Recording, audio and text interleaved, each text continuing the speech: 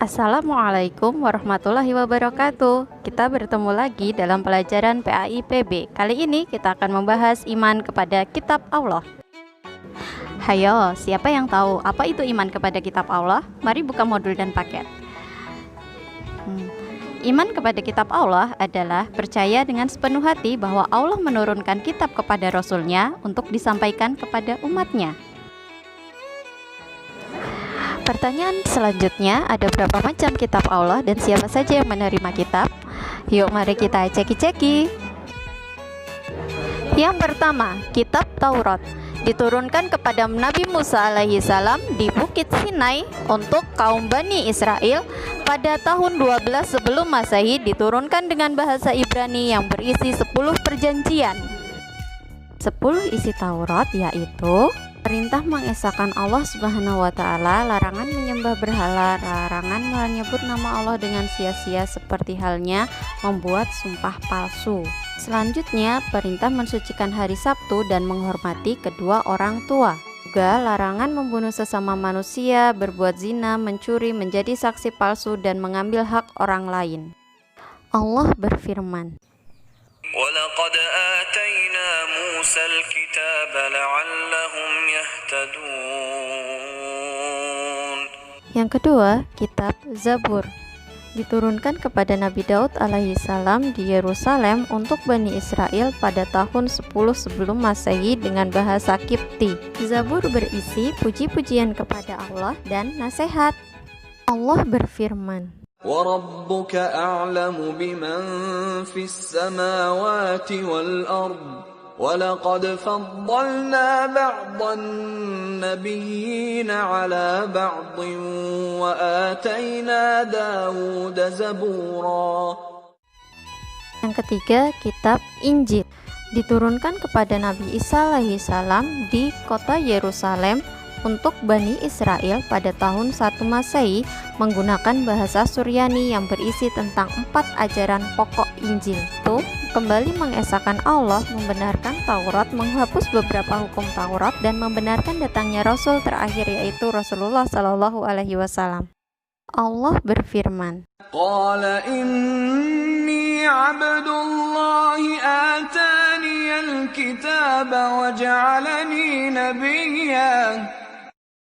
Yang terakhir, kitab Al-Quran diturunkan kepada Nabi Muhammad SAW di kota Makkah dan Madinah untuk seluruh umat manusia dengan menggunakan bahasa Arab. Isi kandungan Al-Quran yaitu akidah berbicara tentang cara mengesahkan Allah, akhlak tentang sikap kita atau budi pekerti, ibadah berbicara tentang cara kita beribadah kepada Allah, sedangkan muamalah mengatur hubungan kita dengan sesama manusia. Yang terakhir, cerita tentang orang-orang terdahulu dan cerita yang akan datang. Allah berfirman, Inna nahnu nazzalna adh-dhikra wa inna lahu lahafizun. Quran terdiri dari 6.666 ayat, 114 surat dalam waktu 22 tahun, 2 bulan, 22 hari. Jumlah ayat di dalam Al-Quran terbagi menjadi 2, yaitu ayat Makkiyah yang diturunkan sebelum Rasulullah hijrah dan seayat Madaniyah yang diturunkan setelah Rasulullah hijrah. Fungsi Al-Quran ada 4. Yang pertama sebagai petunjuk, kedua penyempurna, yang ketiga nasah, dan yang keempat pembenar kitab sebelumnya. Sedangkan karakteristik Al-Quran, 1. Terjaga keasliannya, mudah dihafalkan, membacanya mendapat pahala dan berlaku sepanjang masa.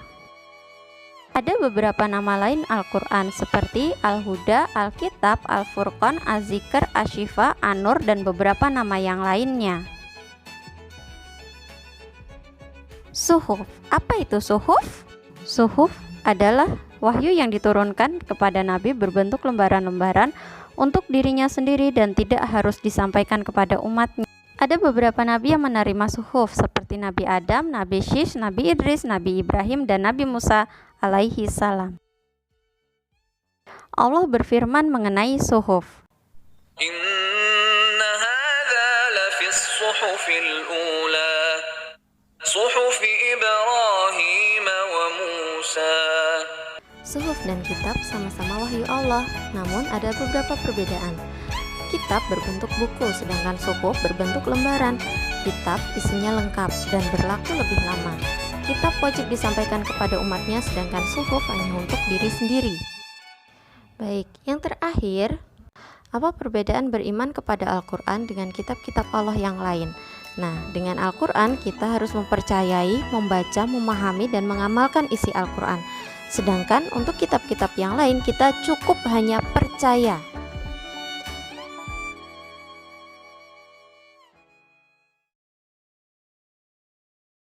Sekian materi kali ini, sampai jumpa di materi selanjutnya.